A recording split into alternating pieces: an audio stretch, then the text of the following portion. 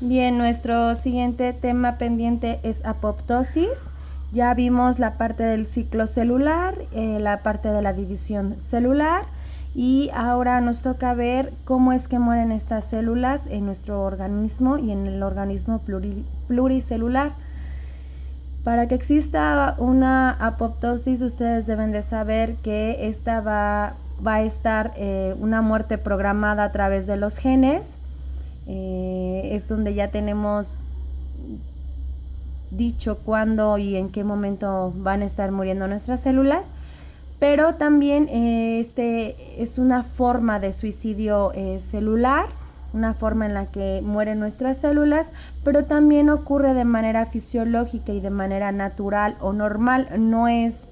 No toda la muerte celular tiene que ver con algo inducido o que alguien lo esté provocando. Entonces debe de existir de manera fisiológica también y de manera natural. En los organismos multicelulares, estos organismos multicelulares o pluricelulares, quiere decir que está constituido por muchas células, como lo hemos visto en clase. Para que este organismo entonces se mantenga desarrollándose frecuentemente y que se mantenga funcionando de una manera eficiente, nosotros requerimos obviamente de la producción de células, pero no solamente esto es esencial para que esto ocurra, sino también nosotros necesitamos que exista un proceso. Nosotros necesitamos que exista un proceso de muerte celular programado genéticamente. Ya este proceso se le llama apoptosis. Entonces, vamos a ver diferentes tipos de apoptosis. Uno se denomina apoptosis y el otro necrosis. Dentro de la apoptosis vamos a tener otros tipos de apoptosis, como es frenada, en equilibrio y estimulada. Vamos a desarrollar y a ver a cada uno de ellos a lo largo de esta clase. La apoptosis frenada tiene que ver con el detener la apoptosis en ciertas circunstancias para que ocurra otro tipo de desarrollos en nuestro cuerpo, para que exista una producción máxima. Esto quiere decir que se va a encontrar pausada, por ejemplo, en el desarrollo de espermatozoides y de lactancia, porque durante este periodo va a haber una producción excesiva de células que no deben de morir en ese momento para que continúe desarrollándose o las funciones de ambos puedan llevarse a cabo sin que exista algo que los esté frenando, ¿no? En este caso la apoptosis se frena, continúa el desarrollo y crecimiento y producción de células excesivas para otros objetivos de nuestro cuerpo y nuevamente vuelve a entrar la apoptosis cuando este periodo ya haya terminado. Por eso se le denomina frenada. Y la apoptosis en equilibrio es constante, es cada vez que el cuerpo lo requiera, se mantiene activo y desactivo, vuelve a entrar, vuelve a salir la apoptosis en nuestro cuerpo dependiendo de cómo lo vayamos necesitando y por eso se encuentra una apoptosis en equilibrio. Y esto tiene que ver con el proceso de mitosis durante el crecimiento de los tejidos en seres humanos sanos y también en el rol de homeostasis en la médula ósea. En la médula ósea tenemos un crecimiento continuo de células, por lo tanto necesitamos que algunas con cierto periodo estén muriendo, ¿no? Para que se mantengan como en un equilibrio en nuestro cuerpo. Entonces, y que puedan seguir creciendo más células. Por eso es que se encuentra en equilibrio esta apoptosis, porque está continua, pero se ejecuta cada vez que el cuerpo lo requiera.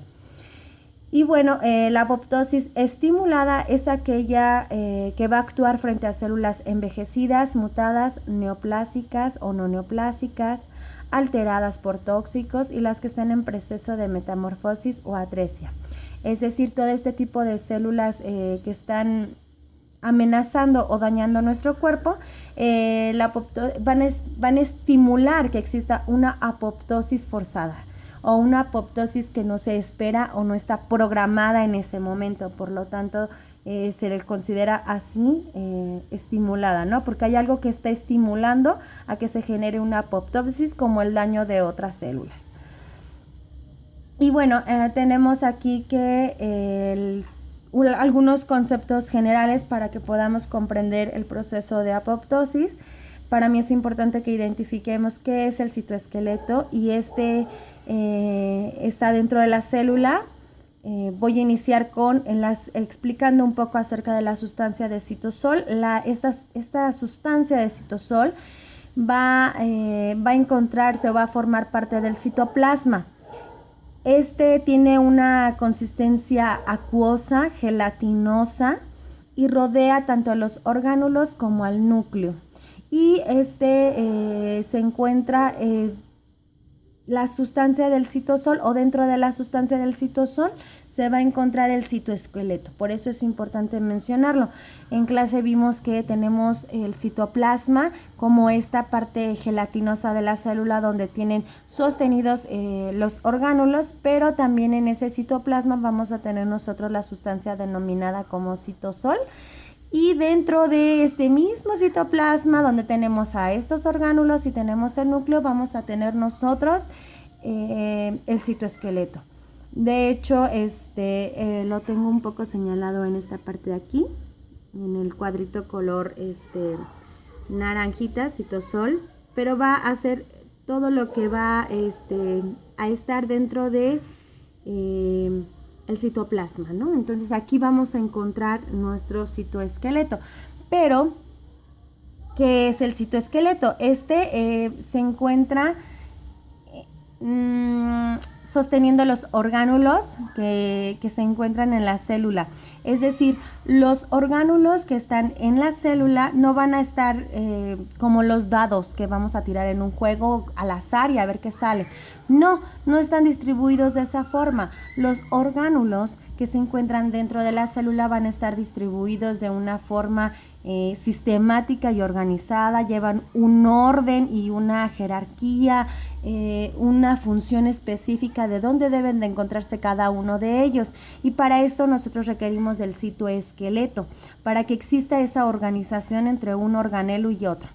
Es decir, va a tener la organización interna establecida por una serie de filamentos. Los filamentos son tipo de redes que sostienen un organelo y otro. Aquí tenemos, por ejemplo, una mitocondria y tenemos el retículo endoplásmico, la membrana plasmática y ribosomas, y todo el citoesqueleto es toda la red que sostiene un orgánulo con el otro, con la membrana, y así como la red de telaraña que se alcanza a visualizar en la imagen es el citoesqueleto, pero no solamente es aquel que sirve de sostén y conexión entre una célula y otra, porque todos estos hilitos que se alcanzan a distinguir en la imagen van a tener un entramado dinámico, y van a tener también formados de ciertas sustancias, de proteínas, de enzimas, etcétera, que van a hacer que funcionen adecuadamente y en coordinación cada uno de nuestros órganos, de nuestros organelos, perdón. Entonces, si tenemos imaginemos que tenemos esta red en la célula y que sostiene la mitocondria con el retículo, con el núcleo, y encontramos una serie de microfilamentos donde sostienen todos los orgánulos y se encuentran conectados unos a otros para que funcionen de esa forma. Se llama entonces el citoesqueleto, ¿no? Tanto la red como el que conforma toda la célula. Y también otros conceptos que para mí son importantes que ustedes identifiquen, pues es primero las células fagocitas. Estas células se encuentran en la sangre, es un tipo de glóbulo blanco. Tenemos aquí la imagen, más o menos. Y su intención obviamente es un tipo de célula inmunitaria, y todo lo que tenga que ver con inmunidad, inmunitario, sistema inmunológico, es aquel que nos va a defender de cuerpos extraños en nuestro organismo. Por lo tanto, este tipo de células inmunitarias van a rodear y destruir los microorganismos, el material extraños, y va a eliminar cualquier tipo de células muertas que se encuentran en nuestro cuerpo, ¿de acuerdo? Es la función principal de las células fagocitas. Y los macrófagos es muy similar a las fagocitas. Este también va a proceder de células que van a surgir de la médula ósea y si dividimos este macrófago vamos a tener muchos monocitos, es otro tipo de células. Por lo tanto, este macrófago va a estar conformado por monocitos. Y este también va a tener la intención y la función principal de ingerir y destruir bacterias, células dañadas y eritrocitos gastados. Así como vemos en esta imagen que está absorbiendo todo este tipo de, podrían ser trozos de otras células dañadas o destruidas, y el macrófago lo que va a hacer es con sus tentáculos, por así decirlo, va a tomar todas las partículas que va a digerir y a destruir dentro de sí mismo. Entonces es la función de los macrófagos. Y las caspasas, como vemos aquí, las caspasas son proteínas generadas por las células, por la propia célula, y estas proteínas caspasas son aquellas que van a destruirlas a ellas mismas y que van a generar su propia muerte. De estas proteínas se encuentran tanto en el núcleo como en el citoesqueleto de manera natural ya programadas y van a definir la muerte de la propia célula. Vamos a ver entonces esta parte del proceso de apoptosis. El proceso entonces de apoptosis es una serie de pasos controlados por la propia célula y por otras células también, y es un tipo de muerte activa que requiere gasto de energía por parte de la célula. Esto quiere decir que vamos a tener funcionando en cada uno de los pasos del proceso el organelo que va a gastar y generar más energía, recordemos si no bien, es la mitocondria, y va a tener una función muy importante durante este proceso de apoptosis. Por lo tanto, vamos a tener primero un conjunto de células que se encuentran en una dinámica normal, es decir, están funcionando, están en nuestro cuerpo, y tenemos que esta célula que tengo acá señalada es la misma que tengo aquí abajo, y esta misma célula que va a ser la que está programada por nuestros genes, que tarde o temprano tiene que morir. Entonces esta célula va a comenzar a encogerse, se separa de esta forma, se separa de sus células vecinas por la capacidad de estas al enviarle señales moleculares. Es decir, ¿cómo es que esta se va a separar? Las demás mandan señales moleculares a esta célula que tenemos aquí, que es la que va a indicarle que va a morir. Es decir, las demás fueron de chismosas y le dijeron: este es el momento en el que tú tienes que morir, por medio de mensajes y de señales moleculares. Entonces, tenemos como paso número 4 que las membranas celulares se empiezan a ondular, se empieza a deformar la célula que teníamos, y el núcleo también. Si vemos aquí, ya el núcleo no es redondo, sino bien ya comienza a generarse como una mancha color morado intenso. Entonces, ahí ya también tenemos nuestro núcleo, empieza a deformarse, y nuestra célula también.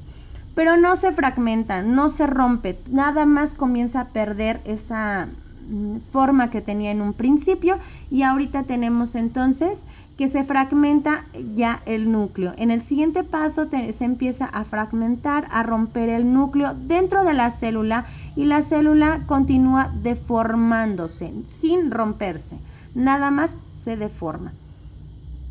Aquí tenemos otro paso más que tiene que ver con que empieza a generarse en la parte de arriba, o de la parte que sea, pero que empieza a generar unas burbujas en la superficie, y estas burbujas van a llevar consigo algunos, podría decirse, organelos, parte de los organelos, o también incluso del núcleo, por ejemplo, y luego continúa condensándose en la parte del núcleo, del resto del núcleo, sin separarse las burbujitas. comienza a condensarse más la cromatina. Ya habíamos mencionado que era la cromatina y era esta tirita que une el ADN dentro de nuestro núcleo, pero aquí comienza a condensarse de tal manera que se compacta demasiado. Y al generar esto, entonces se va a comprimir tanto que comienza como a explotar dentro de la misma célula un montón de fragmentos y de vesículas cromosómicas y de núcleo y de restos del núcleo.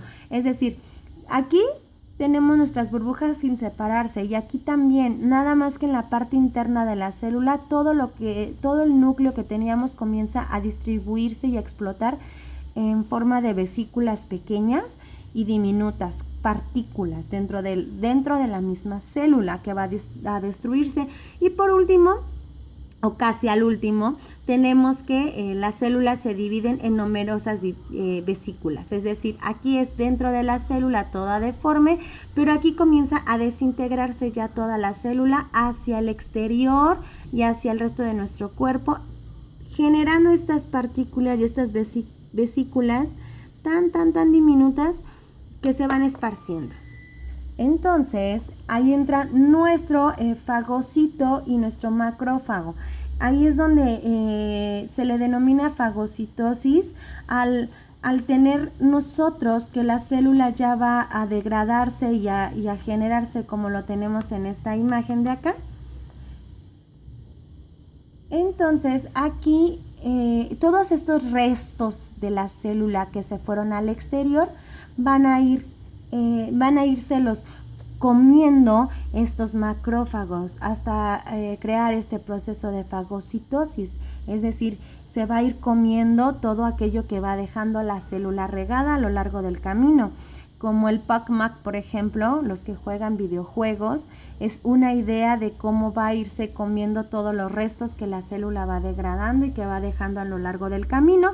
Y bueno, durante el proceso de apoptosis, la membrana pues no se destruye, jamás se va a destruir, únicamente va a ir degradándose. Es diferente a una destrucción completa.